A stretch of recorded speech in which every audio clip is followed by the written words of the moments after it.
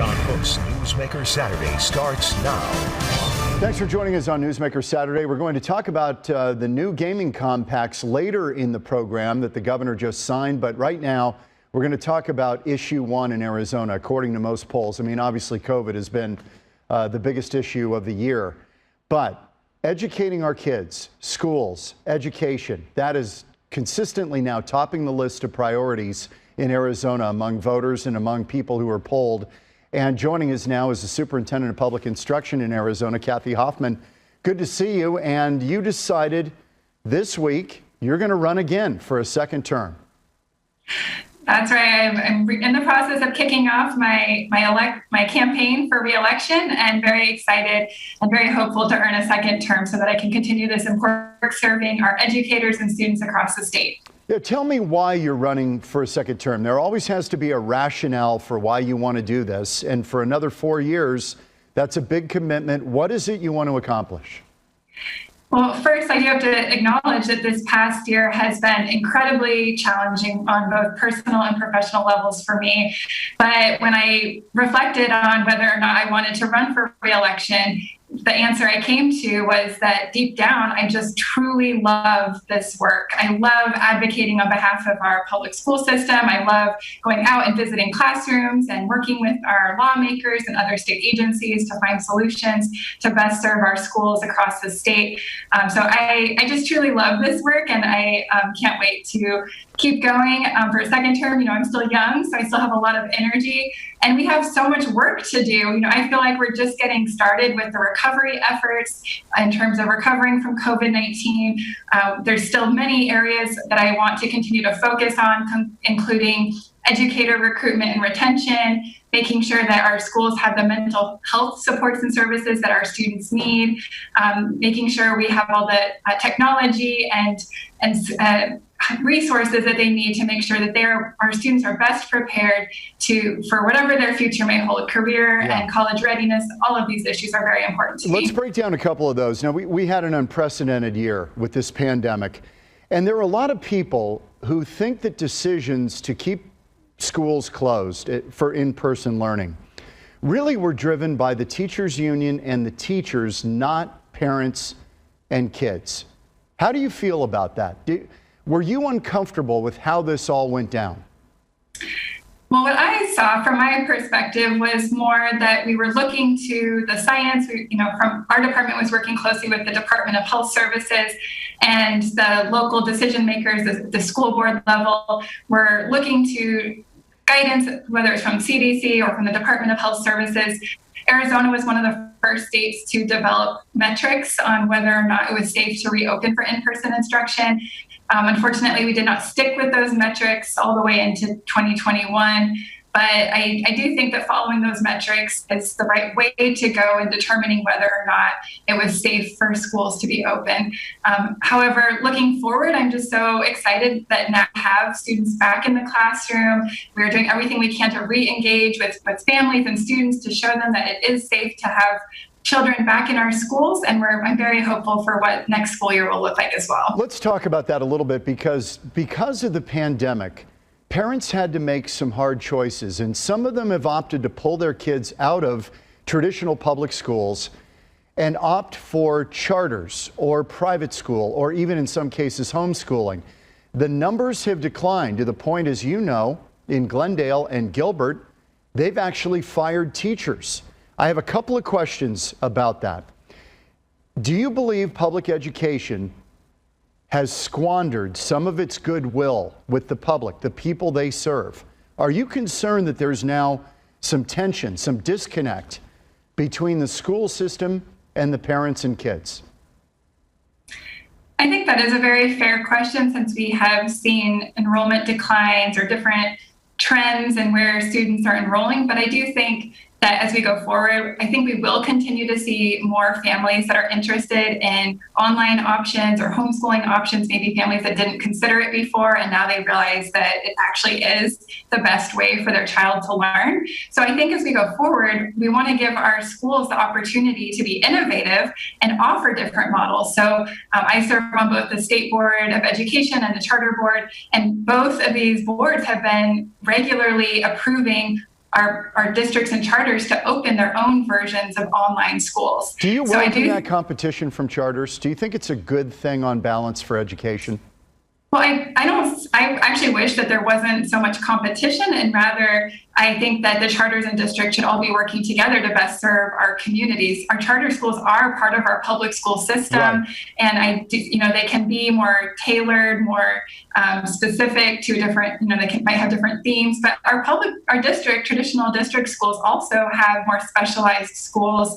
We see that, for example, in Phoenix Union, that has very specialized career-focused schools like the Coding Academy, the biotech. So we do see that just as much in some of our more innovative. I'm curious about something. Because we have had teacher firings, there aren't as many students to support some of the teachers in some of these districts. We had this teacher shortage we've been talking about. How does this figure into our teacher shortage now when we now have some teachers who've been let go in districts? Does that alleviate, in a weird way, the teacher shortage?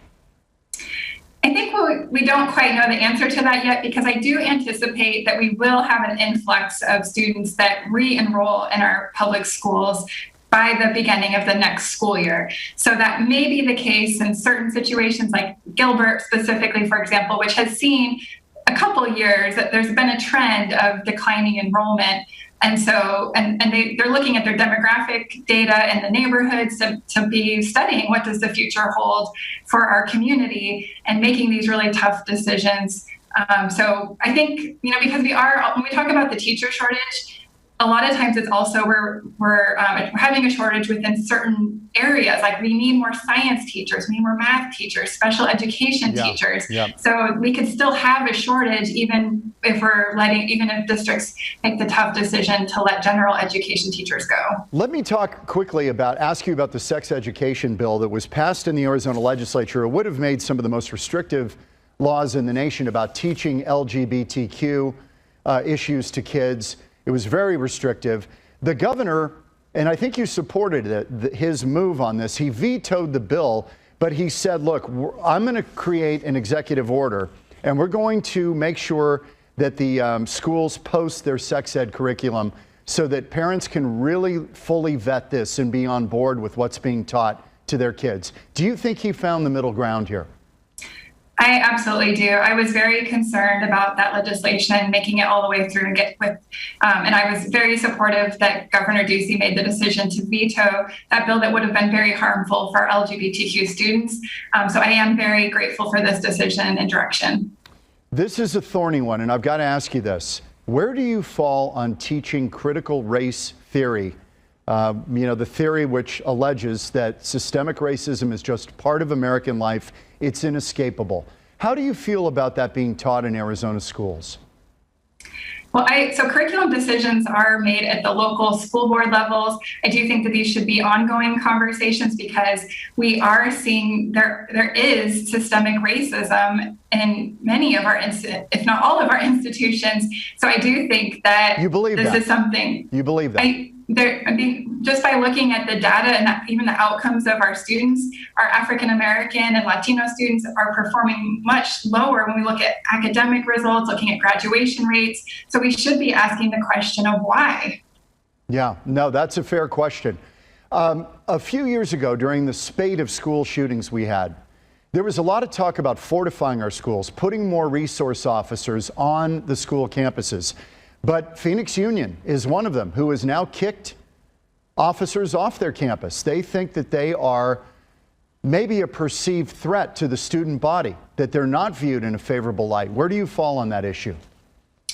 So last year, pre-COVID, I convened the School Safety Task Force, which was a collaborative group. It included the mental health professionals, as well as SROs, the student resource officers, educators, school leaders, school board members, all coming together to work together. And they created a model school safety plan that can be found on our department's website. It does paint a more comprehensive picture of how can our schools build a positive school culture to help prevent that is the absolute worst case scenario, is to have an incident like a school shooting or any type of violence on campus is the worst case scenario. I do think we need to take a comprehensive approach to that, which which is why last week we were so excited to announce that we're fully funding the school safety program waitlist to fully fund an additional 140 positions of school counselors and social workers to make sure, because Arizona does have the worst ratio in the country when it comes to the number of students served by one school counselor. I'm going to have to wrap it there because we're running up against it. Good to see you, Kathy Hoffman, Thank you, Superintendent John. of School Instruction, and we'll have you back. This will be an ongoing campaign for the next year or so. Thank you. We appreciate it. When we come back on Newsmaker Saturday, the newly signed gaming compacts and allowing sports betting in Arizona. We're going to talk about it with an expert from Las Vegas who analyzes gambling in Arizona. We're back in a minute on Newsmaker Saturday.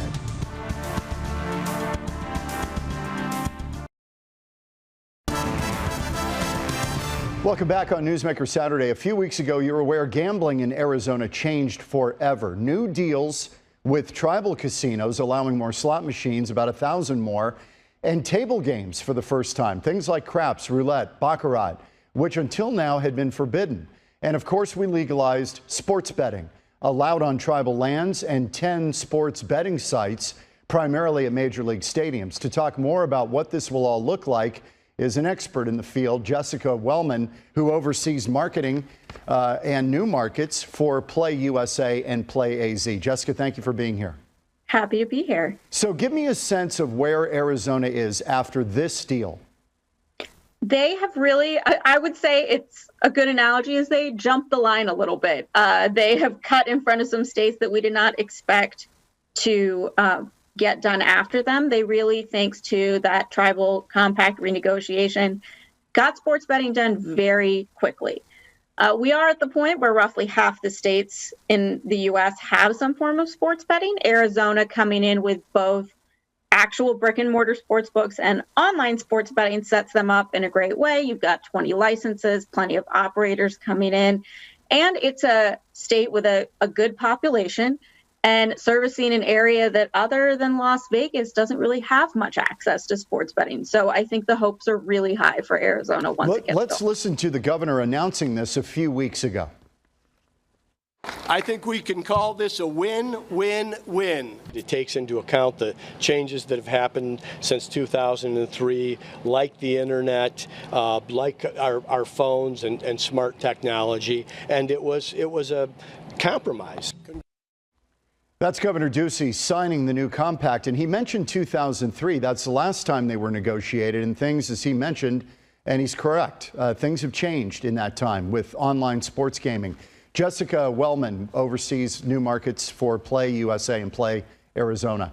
The governor made that deal. Did you guys as analysts see this kind of coming? Did you know this was coming? Because he renegotiated this deal early. He did. I had heard that there were negotiations happening, but generally with tribal compacts on gaming, it's more often you hear that there's not consensus than that you quickly reach consensus.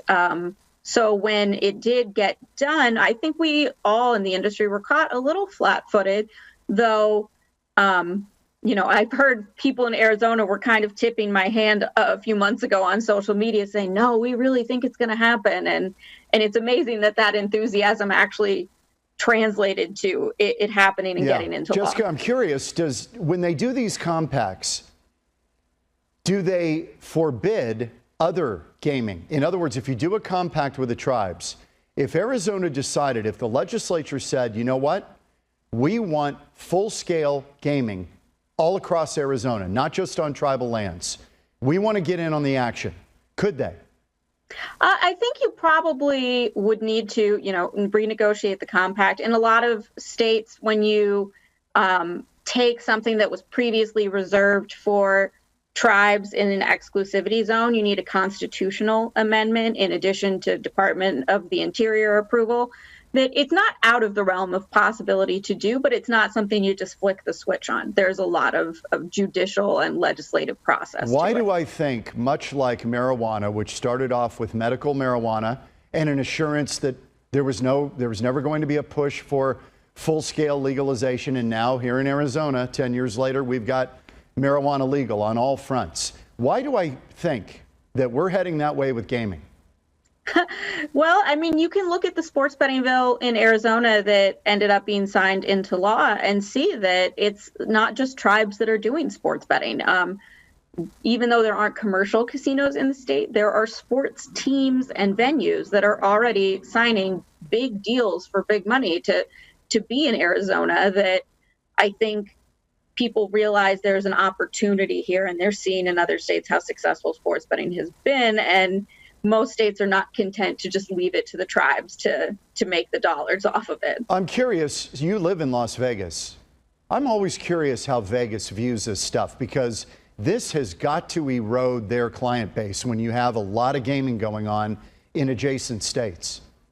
It does and it doesn't. What's interesting about Vegas is that while all of these other states, it's 85% online betting, 15% in-person betting. For sports betting in Las Vegas, really, it's still about the experience of, hey, my buddies and I are coming in for March Madness. Oh, yeah. And we're going to go hang out at the sports book for 2 days and have a great time. I think that's why, in many ways, Nevada's actually getting passed by in the online gambling space, just because it isn't a great fit for the tourist market that Vegas is for gamblers.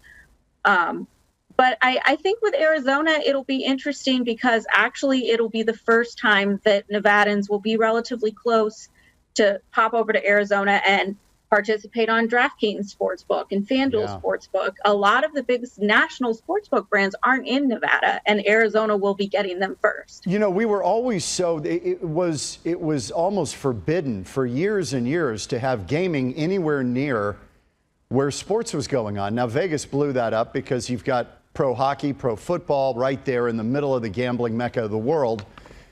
And now we do this new arrangement where we've got sports betting going on right at professional sports venues. Is there any potential problem with this? And you know the history of fixing games and all of this kind of stuff, even though that has very little to do with where the betting happens. But is that a concern?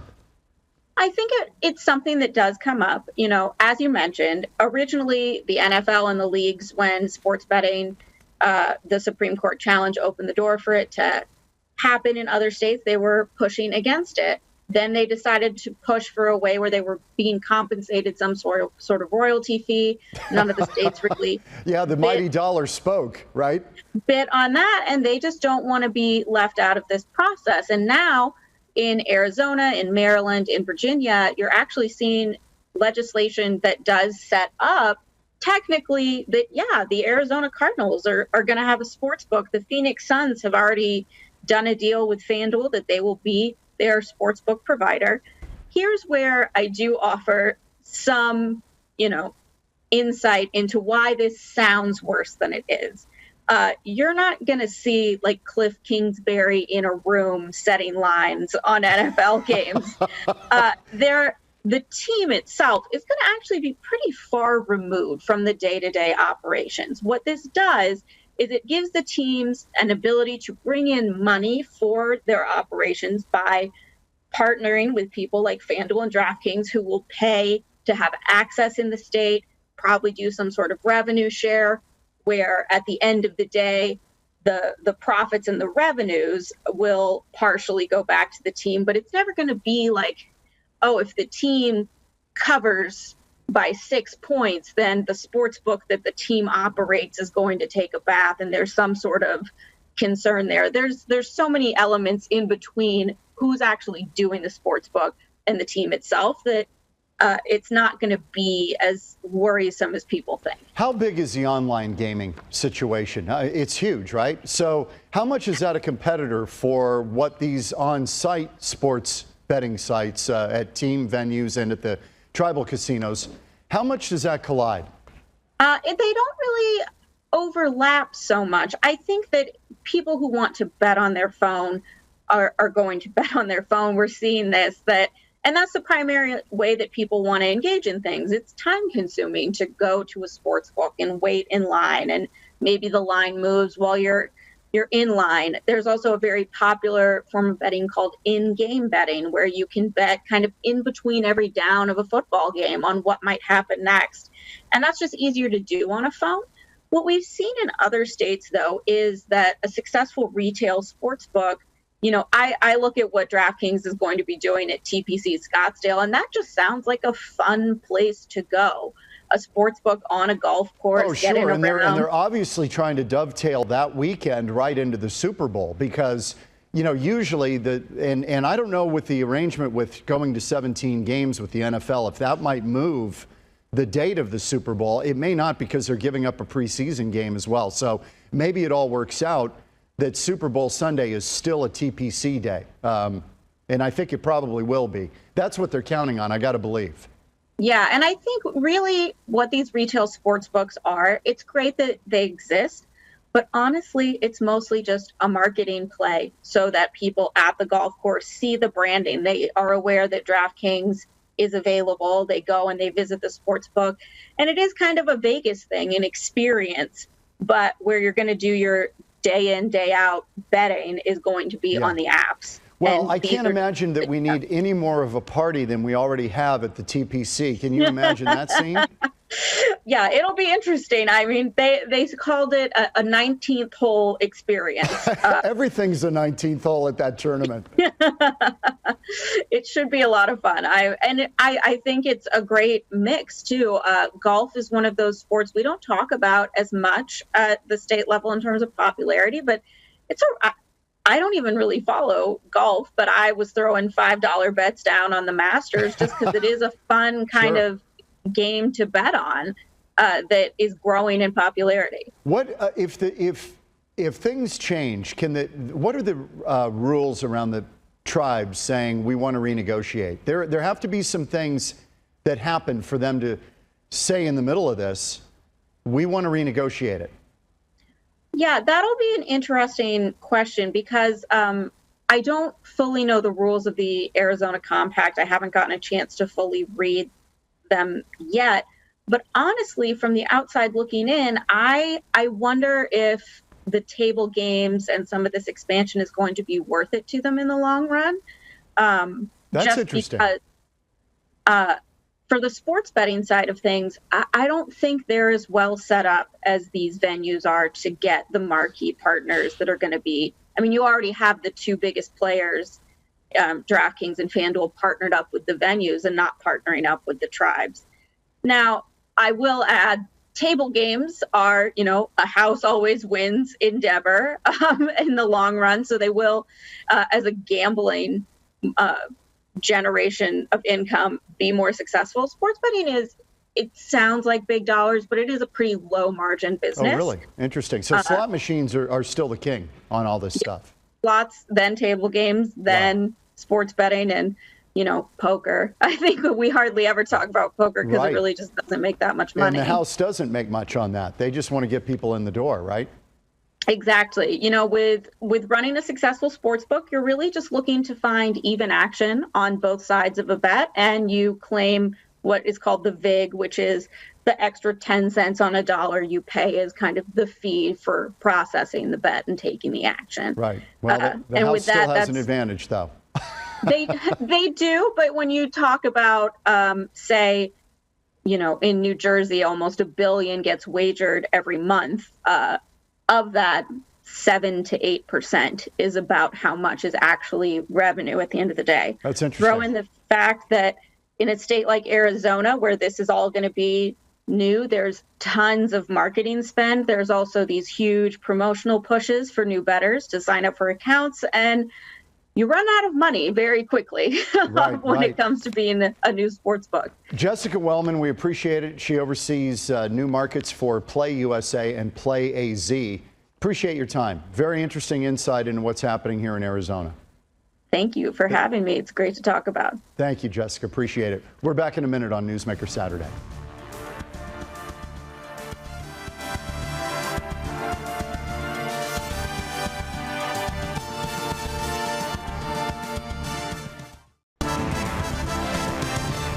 Well, we really enjoy having you as part of the program because I know for me it's one of the highlights of the week, and it's nice to take a deeper dive on some of these subjects. You can reach me at John Hook Fox 10, Facebook, and Twitter. And we will see you next weekend on Newsmaker Saturday.